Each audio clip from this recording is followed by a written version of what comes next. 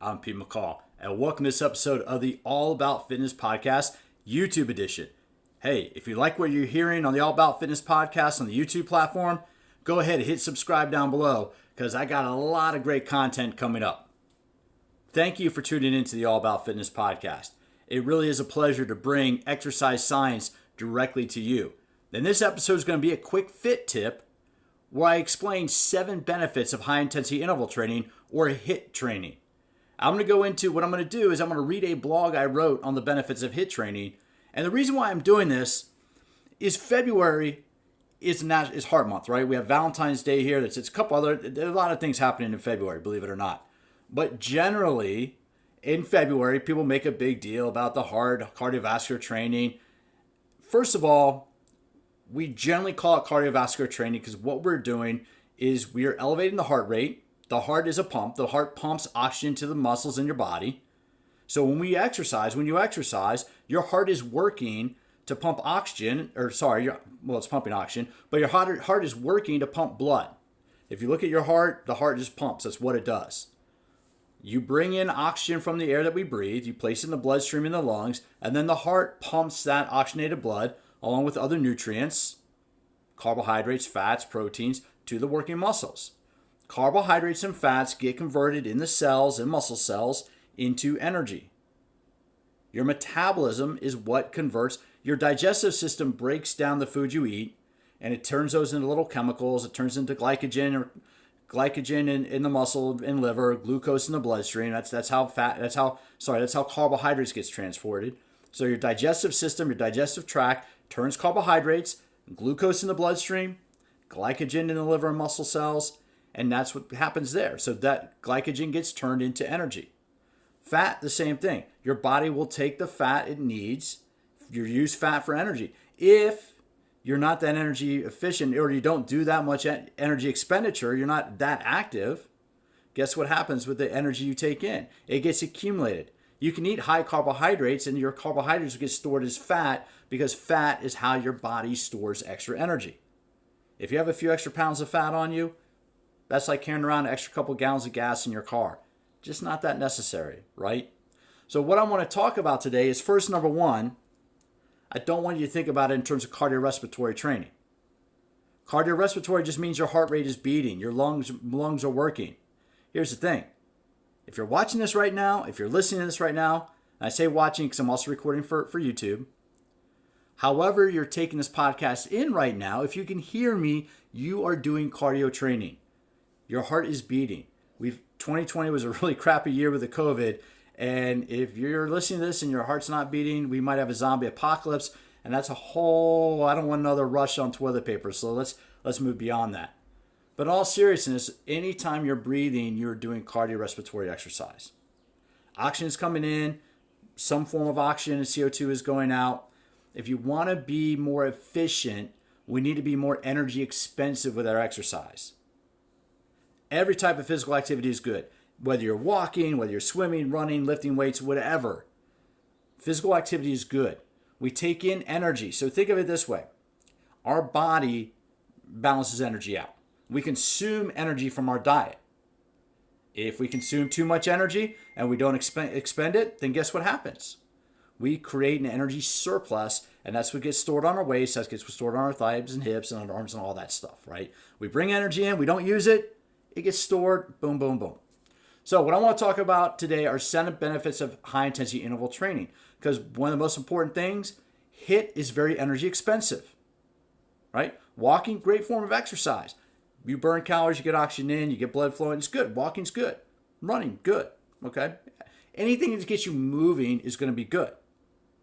But there's a tremendous amount of research coming out to supporting the benefits of HIIT. And in order to really get, and this is the important thing, this is what I really work on, and the information I try to put out. Exercise can slow down the aging process. And if we want that to have the greatest effect, we need to stress ourselves. We need to not just walk, we need not just to do something, relatively gentle. Yes, that's better than nothing. But 2 or 3 times a week, exercise should be really hard. 2 or 3 times a week, not every day. Go back, listen to previous interviews I've done. You can hear expert after expert talk about we don't want to do it every day. But 2 or 3 times a week, We want to exercise really hard where we're getting out of breath. And that's where high intensity interval training comes in. And that doesn't mean 40 minutes of HIIT training. That means anywhere from 8 to 15 minutes. So what I'm going to do for this episode, this quick fit tip, I'm going to read a blog I wrote on 7 benefits of high intensity interval training. I'm going to post that blog down below in the show notes, both on the audio platforms and on YouTube, which gives you resources, more resources. I have a lot of this information in my book, Smarter Workouts, The Science of Exercise Made Simple. A lot of this information is from my upcoming book, Ageless Intensity, How High Intensity Exercise Slows Down the Aging. If you can see me on YouTube, I'm wearing my shirt, I Hit the Gym by Stairmaster. I'm the lead master trainer for Stairmaster products. That means I help design the education. Stairmaster is all about high intensity. I help design and teach the education that teaches personal trainers how to design workout programs on Stairmaster products. So all that to say, I kind of know a thing or two about high intensity interval training. So this is based on latest research. So here it goes. This is from my blog on 7 reasons HIIT is so effective. What is HIIT? High intensity interval training, HIIT, is a system of exercise with repeated bouts of short duration, high intensity intervals, followed by lower intensity intervals for recovery. In general, HIIT training calls for challenging exercises such as sprints, whether on a bicycle or running, for short time frames lasting anywhere from 10 to 45 seconds. Side note, there is no one standard format of HIIT.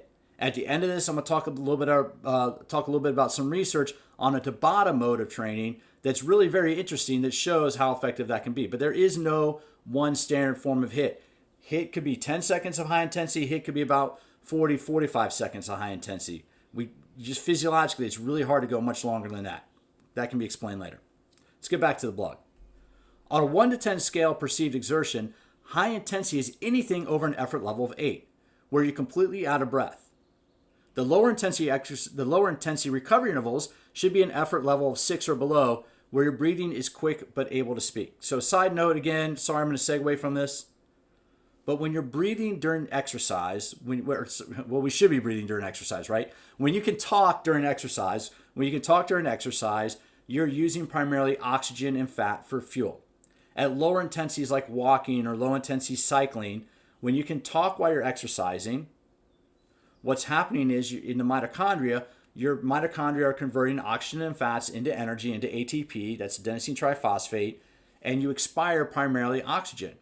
Now, when exercise intensity increases, when you need energy quicker, when the muscle cells need ATP quicker, the body will start converting glycogen into energy, ATP. That can be done either with, which is aerobic, with oxygen, or without oxygen, which is anaerobic. Now here's the thing, glycogen in muscle cells holds on to water. So as your body consumes glycogen, as you use glycogen for fuel, it releases the water. That water is then used to cool down the muscles and help thermoregulate. So there's a side note. So as you exercise at greater intensity, as your exercise intensity increases and you burn more carbohydrate, one byproduct of that is carbon dioxide. You're pushing out, your lungs have to push out more CO2. That's why your breathing rate increases, and that's why the ability to talk goes down. So if you want to measure your intensity, heart rate is only one part of the equation, but being able to talk is the other part. So during a high intensity interval, you should barely be able to talk. You should only be able to go, say 1 or 2 words. As you recover, once you can talk comfortably, you're recovered and you're back in the aerobic zone. Anyway, side note, just explain a little bit of the science there. So 7 benefits of HIIT. Here's 7 reasons why you can spend less time exercising with HIIT and still get great results. 1, your body burns calories at about a rate of 5 calories per liter of oxygen consumed. There's a little bit of variance in this, but that's standard physiology. In general, using exercise to increase oxygen demands on your body will increase total caloric expenditure both during and after the workout. Short intervals of extremely high intensity exercise involving a lot of muscle mass require a tremendous amount of oxygen during both the work interval and recovery periods. So that's important. So during the recovery phase, because I've taught HIIT classes before where you do a HIIT interval, you do it really hard, and then I give anywhere from 10 to 30 seconds for somebody to get their breath, and people are kind of still moving. I'm like, no. If you still have energy during the recovery interval, go harder on the next work interval. During the recovery interval, you should almost be hands on knees, exhaling, getting CO2 out, O2 in, and be ready for the next bout. So use the recovery interval. If an instructor tells you, key hint here, if an instructor tells you it's time for recovery, take the recovery, because the instructor knows what's coming up, you don't. So number 2 here, second benefit, second reason why HIIT's so effective. Anaerobic interval training uses the body's reserves of energy. And after a workout, the metabolism stays elevated and continues to burn calories for hours after the workout. This is due to something called the excess post-exercise oxygen consumption, the EPOC effect. With HIIT, you not only burn a lot of calories during the workout, but because of the high intensity, muscle cells of your body will continue to burn calories as your body replaces energy. So what's happening after a HIIT workout is your muscle cells are working to replace the energy spent during the exercise. And it's also using protein and amino acids into protein to repair the damaged muscle fibers. Now, one thing on EPOC, the EPOC effect is real, but it's not a tremendous amount of energy. It can be anywhere from 100 to 200 maybe calories, and that's depending on the intensity. So don't think, and the reason why I say this is don't think you can do a HIIT workout and be like, oh great, I'm an EPOC, I'm still burning calories, and then go to your favorite coffee shop and get a frozen coffee drink and a muffin. That's going to be about 1,000 calories. Ain't gonna cancel that out. Ain't gonna balance that out. Just letting you know. So that was number 2. Number 3. Not only does your body burn fat for fuel during the workout, but during the post-exercise recovery period after HIIT, the body uses fat stores for energy required to return to its normal state. So that's one of the benefits of HIIT is during the workout, your body, your muscle cells are consuming primarily glycogen or carbohydrate, with or without oxygen. After the workout, during the EPOC period, your body's metabolizing fat. That's kind of a cool thing. Number 4, HIIT produces a significant amount of metabolic waste, including hydrogen ions and lactic acid. The major reason for an active recovery interval is to remove these waste products to allow the involved muscles to perform the next high-intensity bout. As a result, HIIT workouts train your body to tolerate and quickly recover from periods of high-intensity exercise. So what this means is when you are working really hard and you feel that burning sensation in your muscles, that burning sensation is a buildup of hydrogen ions. That's what's called acidity. You remember the movie A Few Good Men? You hear everybody talk about lactic acidosis. That just means oxygen levels are down in the blood. Acidosis means oxygen levels are down in the blood. Acidity is up in the blood. When that happens, muscles aren't able to be as effective, so we need a recovery period, right? Now, here's the thing. A lot of things are happening when you're doing HIIT. Number 1, you're stressing your heart. Number 2, you're producing certain hormones. Going to get into that a little bit later. But number 3, you train your body how to tolerate that acid better. Your body produces sodium bicarbonate. Your muscle cells will produce sodium bicarbonate, baking soda. That's baking soda to buffer the acidity. Doesn't mean you take baking soda to recover quicker. It doesn't work. There have been studies. But what it does mean is that the more you do, the more work you do, the more efficient, the more effective your body becomes at recovering. You can recover quicker. That's important for athletes, but it's also important you can tolerate higher levels of intensity. So that was number 4. You can tolerate and recover from higher levels of intensity quicker.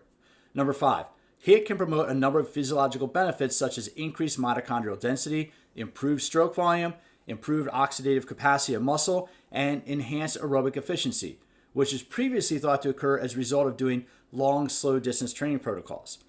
So for years, and this is important because for years, up until the late 90s, early 2000s, HIIT was studied primarily as a function of training for athletes, right? HIIT was studied for performance athletes. Can we use HIIT for sprinters, for soccer players, for rugby players? The prevailing theory was it was too intense for the average person, for the average gym enthusiast. It wasn't until the early 2000s, and I've had him on the podcast a couple times as a guest, Dr. Martin Gabala, his lab in the early 2000s started looking at HIIT as an effective means of energy expenditure to help reduce weight. I can have a link. I'm going to have a link down below to one of our interviews. I've interviewed Dr. Gabala twice. I'll link to that down below so you can check that out. Phenomenal interview. He goes into the science of that. But what they found, starting about 15 years ago, maybe a little bit more, they started studying the health benefits of HIIT. And what they found is HIIT produces a lot of the same benefits previously only thought with endurance training. Increased mitochondrial density. Mitochondria are those organelles in the cells which help convert oxygen into fuel. That's very important for slowing down the effects of the aging process. So there are a number of benefits, of physiological benefits of HIIT that were previously only assigned to endurance training. So number 6, HIIT places a significant amount of metabolic stress on muscle tissue. As part of the repair process, the body will produce elevated levels of human growth hormone, testosterone, and insulin-like growth factors to repair damaged muscle proteins, which leads to increases in muscle volume and definition. This is why when you look at sprinters are lean, and not because they're training like bodybuilders, but sprinters are lean because the definition of sprint training, conditioning for sprinting, is HIIT training. Doing high-intensity exercise can elevate greater levels of anabolic hormones like GH, like testosterone. More importantly, over time, over an extended period of time, muscle cells produce more hormone receptors, more of the receptor sites where the hormones work. So it's not just elevating levels of free hormones in the bloodstream, it's also elevating receptors into the tissue so those hormones have a place to go and function. And HIIT will do that. Especially as we get older, especially as we age, right? I'm 48 years old. Especially as we get older, we need those anabolic hormones to help maintain our lean muscle mass, as well as other things. So number 7, many health clubs and workout studios are applying the science to develop group fitness programs that feature HIIT workouts in formats that are 30 minutes or less. That's all we need. These formats enable you to do more work and receive numerous health benefits in less time. And that's true. When you do a HIIT format, it doesn't need to be an hour long. Generally in a 30-minute format, when I teach HIIT workouts and what I teach for Stairmaster, how to design workouts for Stairmaster, is we have about a 5 to 7 minute warm-up. Get the full body moving. During a good warm-up, you want to be slightly out of breath. You want to be sweaty by the end of that warm-up. So then what I do in a HIIT workout is we do anywhere from about 4 to 7 minutes of good, solid, hard exercise. Not out of breath, but breathing quickly. So 4 to 7 minutes of hard exercise. Could be circuit training, could be an AMRAP, could be an EMOM. Something that's somewhat fatiguing in about 4 to 7 minutes. I don't want to go to exhaustion yet, but what I want to do is get people working hard in 4 to 7 minutes. Then we're going to have about a 4 to 5 minute, not so hard. So the first block of 4 to 7 minutes, that should be about an 8 or a 9 out of 10, with 10 being the hardest. The second block of about 4 to 5 minutes is going to be about a 6 or a 7. That's going to be core training exercises, planks, lifts, moving the body, but not at high intensity. The final block between 4 and 6 minutes is all out. Slam your face into the ground, go. That should be a 12, with 10 being the hardest. Why do I structure a HIIT training program like that? It's because we don't need a tremendous amount of HIIT in order to get results. So I'm going to share with you a piece of research. And again, I'm going to link to this down below. I'm not saying this because it's what I believe. Frankly, I don't know what I believe. I believe in aliens. I believe that Elvis killed JFK. I believe that Sasquatch isn't. I'm kidding about that. You want to ask me what I believe, whatever. That doesn't matter. I'm not saying this stuff because it's what I believe or what I think. I'm saying this because this is what the research demonstrates. Anything you're going to hear on this podcast, anything you're going to hear about this platform is evidence-based. Now, I'm not making this up. I'll have a link down below in the show notes to this next piece of research. So a couple years ago, a research team released, this is the name of the research, whole body high-intensity interval training induce similar cardiorespiratory adaptations compared with traditional high-intensity interval training and moderate-intensity continuous training in healthy men. Whew, that's a mouthful. What this study group did, is they took 3 groups. Group A ran on a treadmill for 30 minutes, 3 times a week. They ran at about 80% of their maximal VO2. So they ran at a pretty hard, not super hard, but they ran at a hard intensity. So Group A did treadmill running 30 minutes at a time. Group B did a Tabata workout. The Tabata protocol, named after Izumi Tabata. Izumi Tabata was a researcher who found that doing a 4-minute workout of 20 seconds of really high intensity with 10 seconds of recovery, repeated for 8 cycles, that's 4 minutes. So 20 seconds of really high intensity, 10 seconds, which is like, this sucks, and get back to work. Repeat that 8 times. That's a Tabata protocol based on Izumi Tabata's research. What Dr. Tabata found was that it can be a very effective way for improving cardiorespiratory efficiency. He was studying speed skaters at the time. That was published in 1996. Remember what I said, before the early 2000s, most of the research on HIIT was done in the context of athletic performance. And that's what Dr. Tabata's research was based on. So the second group, first group, treadmill 3 times a week, 30 minutes at a time. Second group, treadmill. They did a 4-minute Tabata on the treadmill.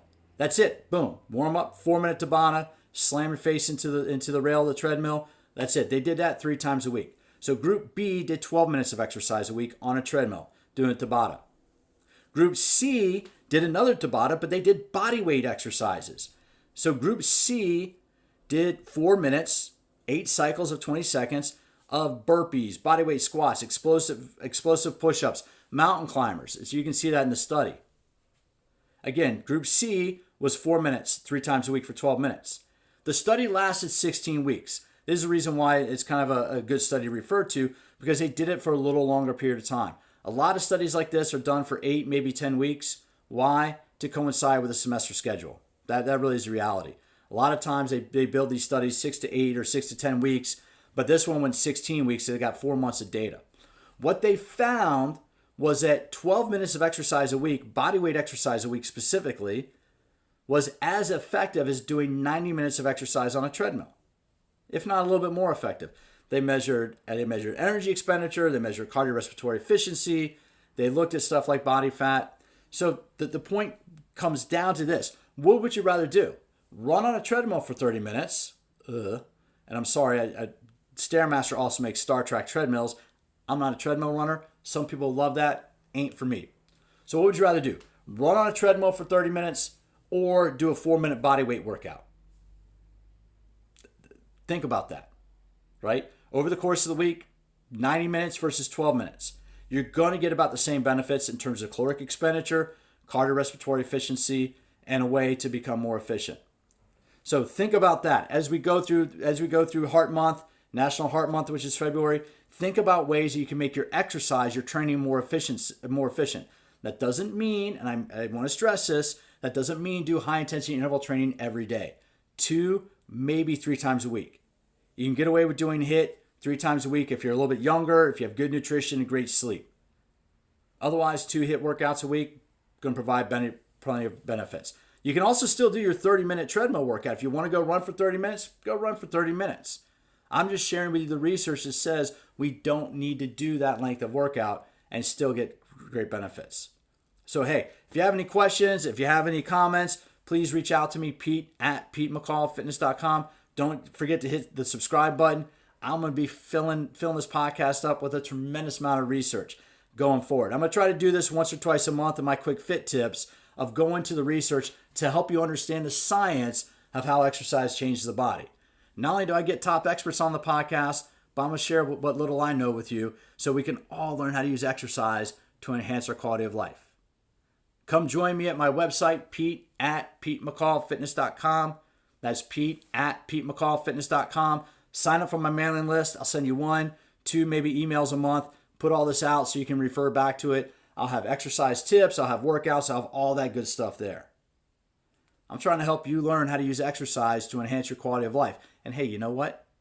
If you do it right, you can also slow down the aging process. So connect with me on Instagram, All About Fitness Podcast on Instagram. There's all my plugs. As always, thank you for stopping by. And I certainly look forward to having you join me for future episodes of All About Fitness.